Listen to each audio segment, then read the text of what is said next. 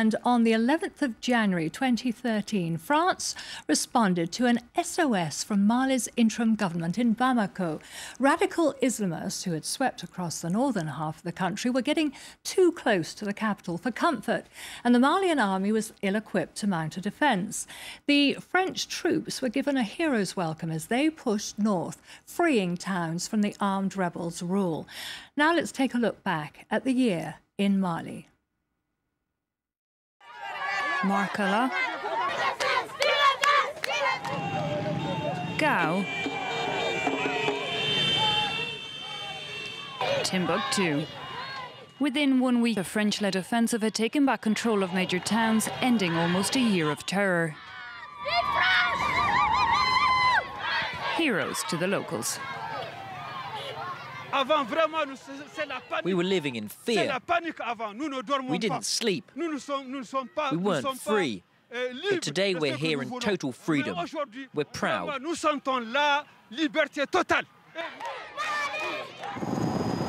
The majority of militant fighters fled northwards into the desert and mountains, where a network of tunnels allowed the radical Islamists to remain invisible.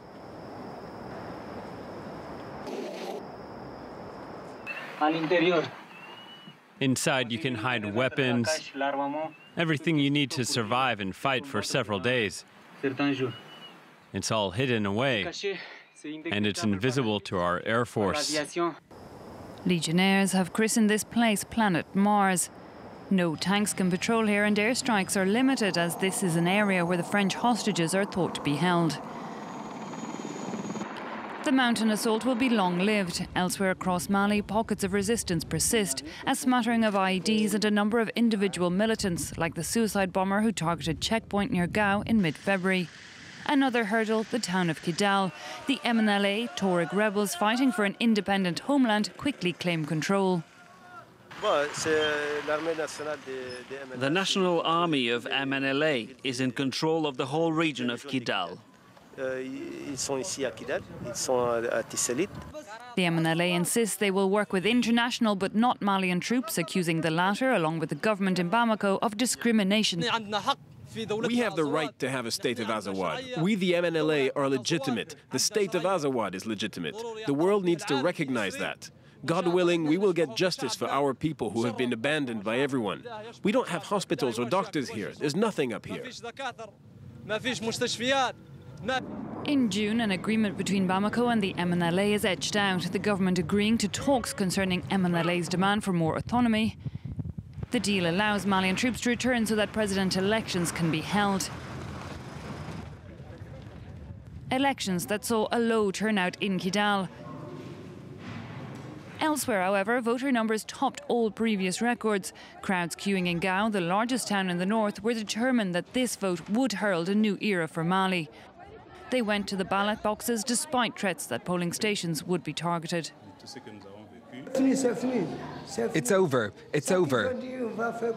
Their threats are all hot air.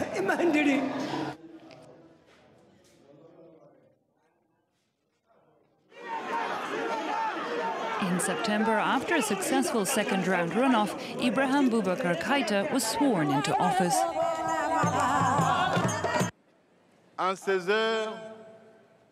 In these hours, you make Bamako our capital, the location where New Hope takes flight. Top of the to-do list, national reconciliation. 2 months later, coup leader Captain Sanogo was arrested and charged with taking part in the kidnapping of soldiers who didn't support him when he moved to overthrow the previous government. Known as the Red Beret, the elite paratrooper regiment, some of whom we see celebrating here after the arrival of French troops, were cast aside during the coup. A lot were imprisoned, others disappeared. What's done is done. We have to turn to the future now.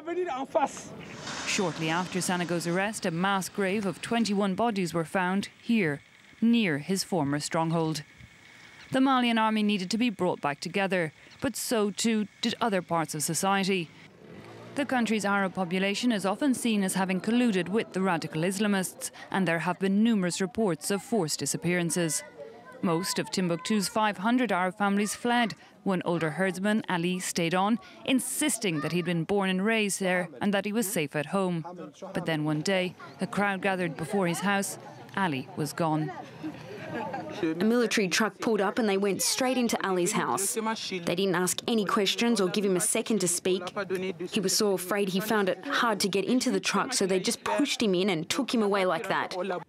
Months later, his body and others are found in the sand dunes. The army denies any involvement. An investigation is underway. As Mali's general population starts to try and live together in peace once again, MNLA separatists declare an end to their ceasefire, accusing Bamako of not keeping its side of the deal, putting Mali back to where it was right before it imploded in 2012.